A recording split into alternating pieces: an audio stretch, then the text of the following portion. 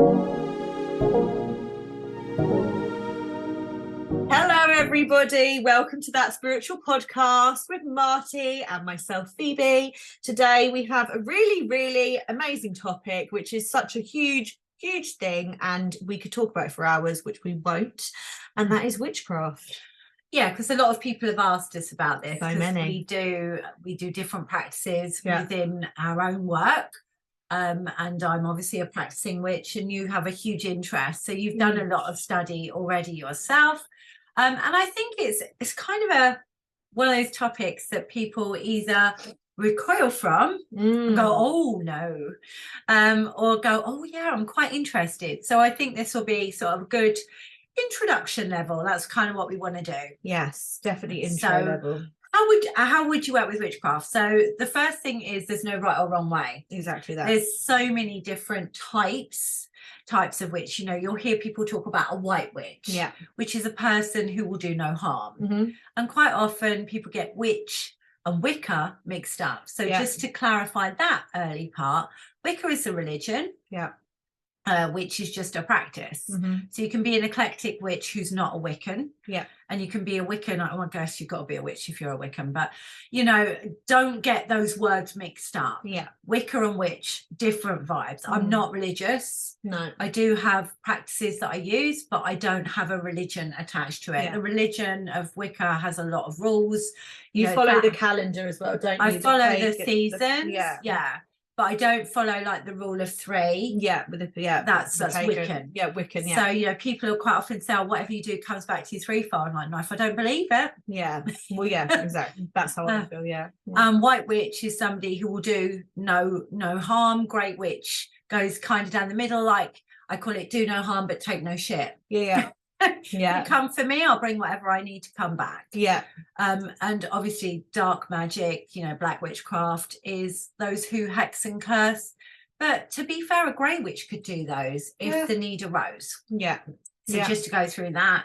And then there's levels, isn't there? So a lovely one is kitchen witchery. Love kitchen witchery. That's me. I enjoy that. And what do you do with it? You know, it's all about herbs, making stuff. Like I remember during lockdown, actually, this is when I really got into the witchy kind of stuff. I bought a book called The Green Witch, and it was all about kind of using different plants and things that were safe to use and kind of mixing them in with, I bought some beeswax and stuff like that. And I made all these little lip balms for all my friends, and everyone thought I'd lost my absolute mind. I was like, gone back to basics. Literally back to basics. And I had, all the different essential oils and things like that I was mixing up, and different sprays and spritzes.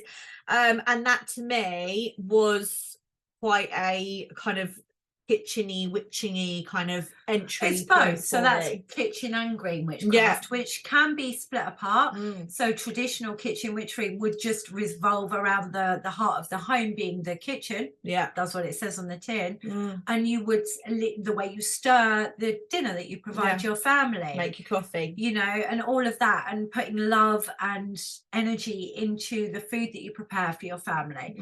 A very old school. But there's a lot more to it. And if you're interested in that, that's quite witchcraft light, and that's a really good entry one. The green stuff and the kitchen witchery, if you're looking at it, that's great. Then there's the working with deities, which is a different vibe. Don't have to, but it does serve you too. So some people have a specific deity. Some people, like me, use the right person for the job.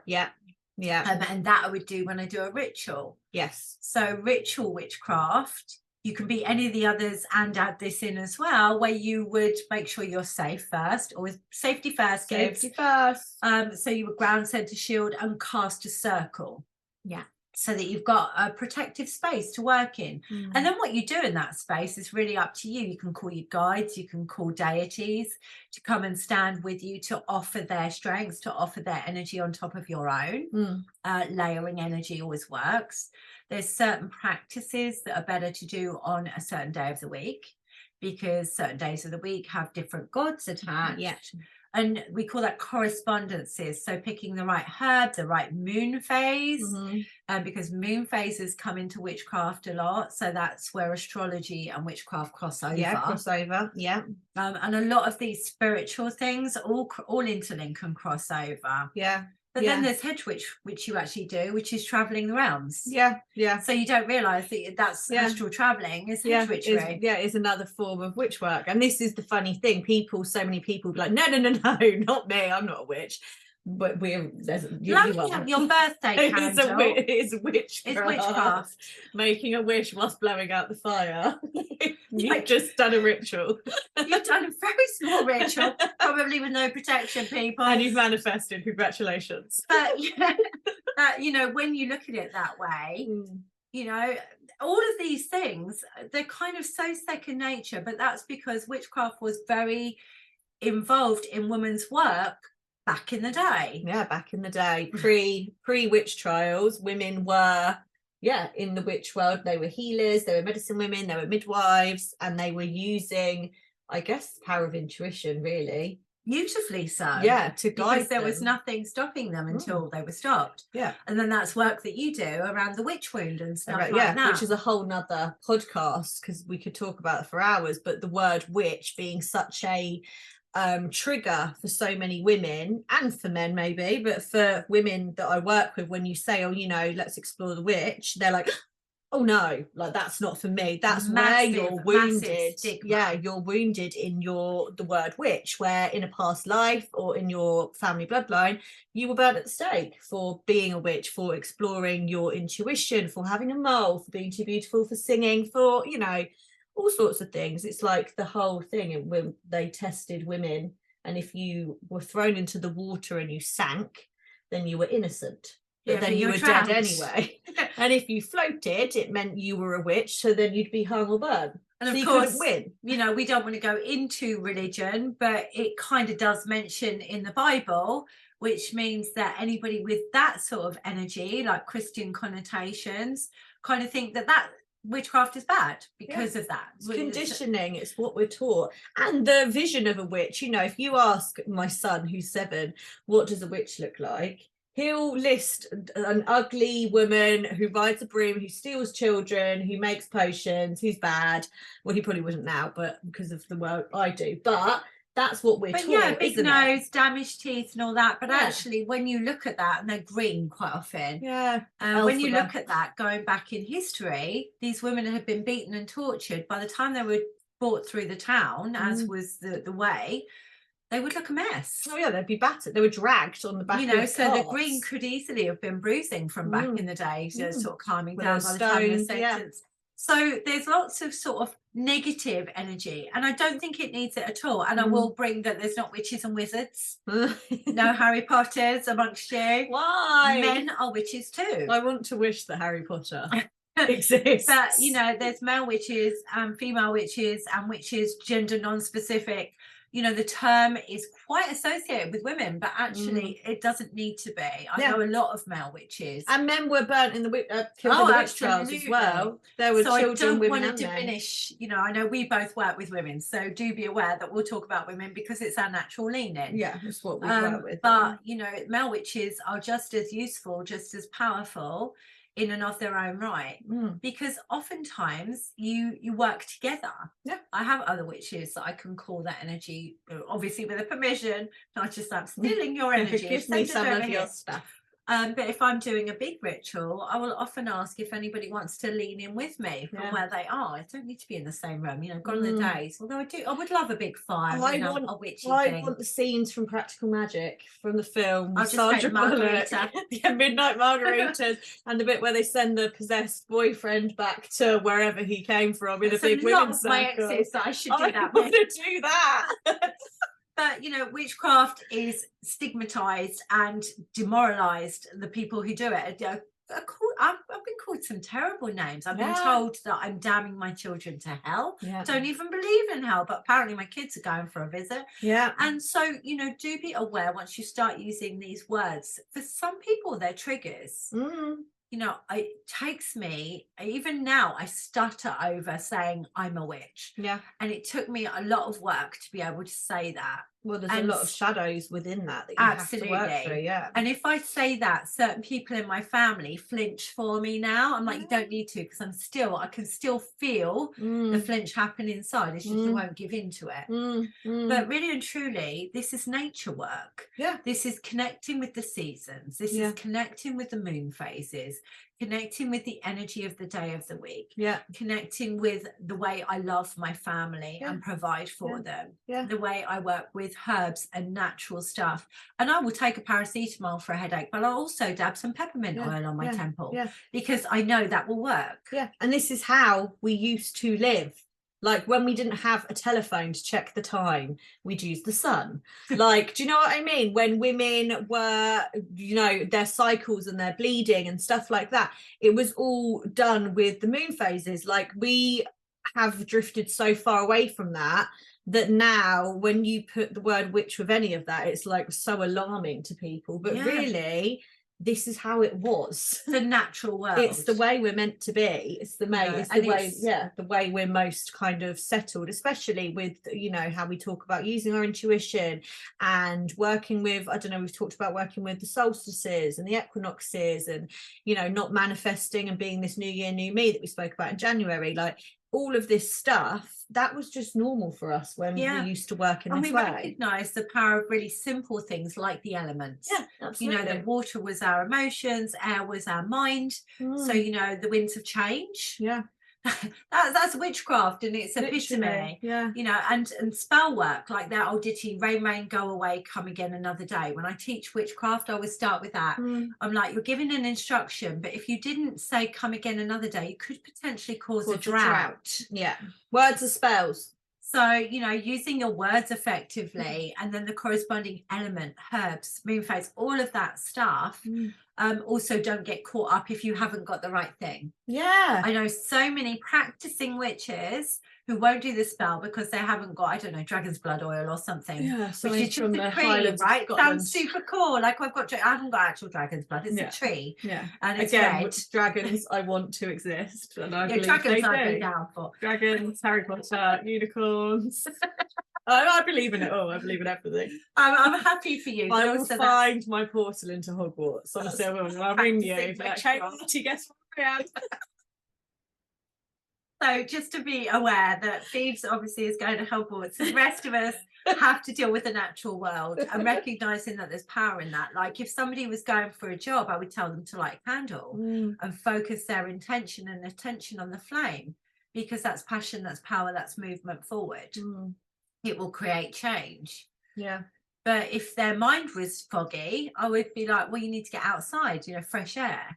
Yeah. Yeah, and we do. What do you do when you're feeling a bit off or you've had something happen? Do you go and take a walk and clear your mind? Yeah. Like it was almost laughable how much we all work in the way of the witch when you actually start to look at it, you know, from that point of view. You know, people are like, oh no, that witchcraft is terrible, but I'll light a candle and blow it out and I'll use my words effectively, words as spells, and I'll go for a walk to clear my head. And hey, why do I always feel happy at the seaside? Well, the water gently removes your emotions. Clearing your aura as well. Yeah. Cleansing. Yeah, so 100%. You know, I think this is the part that's missed, and people are like, we want to create a ritual, and I love a ritual, but I rarely do them. I don't have much need. I honor my ancestors at Samhain. I do turn of the seasons, so at spring equinox I would do like a manifestation. At summer I would hone that in because I'm like, right, this is a go time. At autumn I start to look at winding back, and at winter I look at shut the door, get a blanket, we're out. And there's sort of halfway points between that, but just honoring the seasons and working with the energy that exists, not what you want it to be. The new year, new me is a great example. Like, oh, so it's a fresh opportunity. It's probably not though. It's not.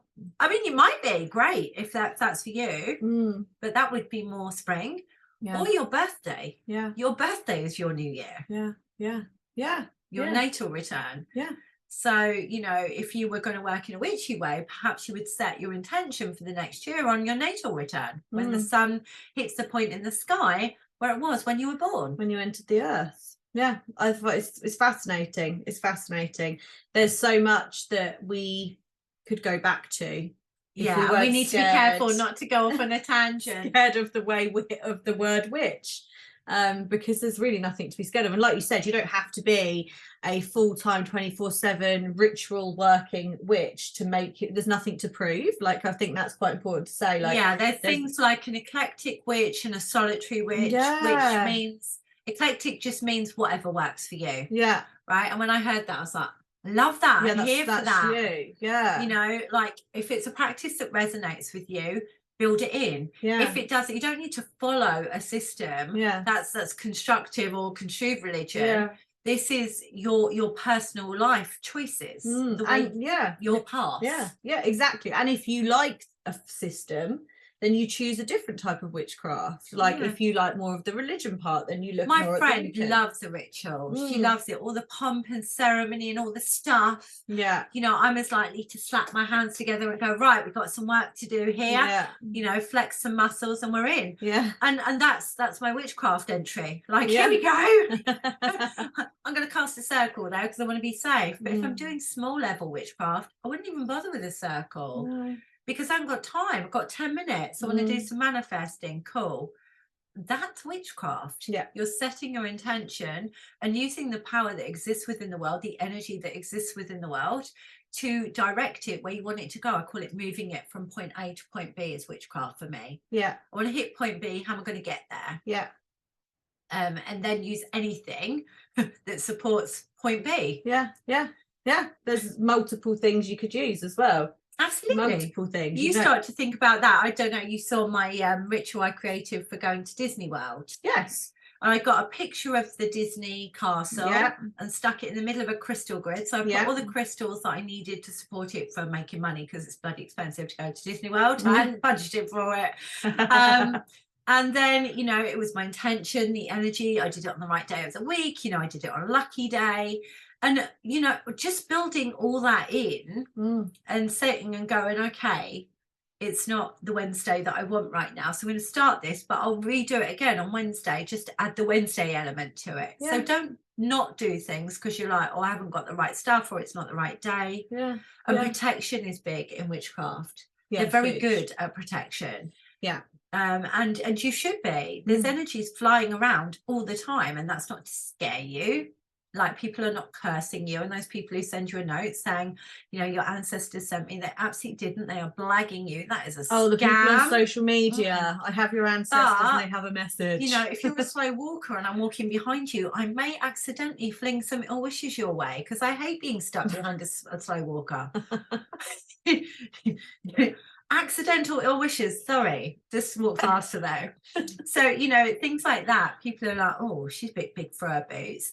That's ill wishing, and that's energy, and that can be debris that gets stuck to you. So, you know, most of the time it will just bounce off if your protections are high. And that's what I'm saying about protection. Yeah, it's important. Spiritual hygiene, isn't it? And it's that way with any work, witch work, psychic medium, with witchcraft, because you're working with big energies any day. You have to keep yourself protected. You know, you could spend an hour with somebody who is a complete energy vampire, and if you haven't protected yourself properly, you'll end up ill. Like, you will be poorly. So it's clearing your energy, it's keeping yourself safe, it's barrier. I'm literally, the whole of my pregnancy, I must have built like an iron box around me. Like, I don't know how I'll get out after I've had the baby. To the point where I've even worked and brought people through readings, and it's been a bit of a struggle because I have barricaded myself that much. But you have to sometimes. It's important. And like Marty said, with the witch stuff, it's necessary. It's not a thing you're going to skip. Yeah, that's not a step that you can ignore. No. You need to sort out your protections before you. I mean, my nan always used to say, don't call anything in that you can't get rid of. Yeah. Very valid point. You know, all these kids playing with Ouija boards, and my kid now watches over it, like the voice of doom, like, you shouldn't be doing that. Yeah. That's not the same person that you brought through last time, you know, because I've raised them and it's normal. Yeah. But other people won't necessarily know that. So don't play with things that you don't understand in witchcraft. Build your practice from the ground up. Don't presume that you have to enter with a big fucking call to Lilith, right? That's not, you know, you've watched too much Sabrina the Teenage Witch. Back it up. We're going to start at the beginning. perhaps you look at kitchen witchery and green witchery and you know, start building those practices in. Perhaps astrology is your bag. That's a form of witchcraft. You know, building the moon phases in, that's, you know, and working with the cycles of you start as well. Softly, start softly. And you need to this is all real stuff, right? And you know, what we speak is what we're putting out there, all things like that. And there's even things like, there's a film, I don't know if anyone listening to podcasts has watched it, called The Craft, and they did a remake. And in the remake that came out, I think it was last year actually, the remake, they actually had a lady on set who is a witch, and she has been a witch the whole of her life, and the whole of her bloodline is a witch, like witches, and it's like what she does, right, as her career, as everything. She's like very renowned in the witch world, so to speak. She was on set the whole time of that film to clear things and shut it down, because when they were recording, they were doing rituals and they were bringing, you know, yes, they were acting, but what they were speaking was opening up all sorts of portals, opportunities, things like that, that they had to. And it seemed, I guess some people were probably there with their camcorders thinking, this is bizarre that we've got a witch here clearing space and energy after we've been recording. Don't mind me, you're just smudging. I'm just smudging the space. Like, they're not used to that at all. But it was, they actually took it quite seriously, because they knew that what they were doing. You start asking for stuff and you're going to get it. Right? Because the universe works like that. Now, that's great if you're manifesting and you know exactly what you want, although be careful what you wish for.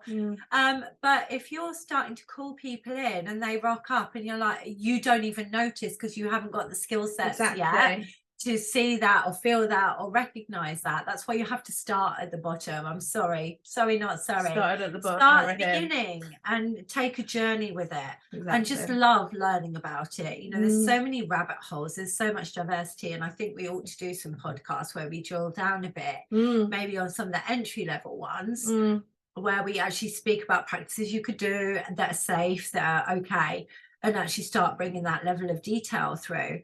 But overall, we want to keep it spiritual topics. So just be aware that there's so many people to follow as well. There's great so people many people out with there. advice. And if you're interested, shout us up and we can point you in the direction that will best serve you for what you're looking for, because there are people out there doing it all the time.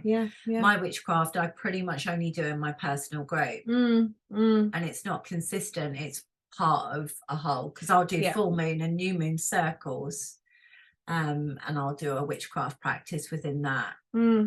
Same as me. My witchery and stuff is just within the membership.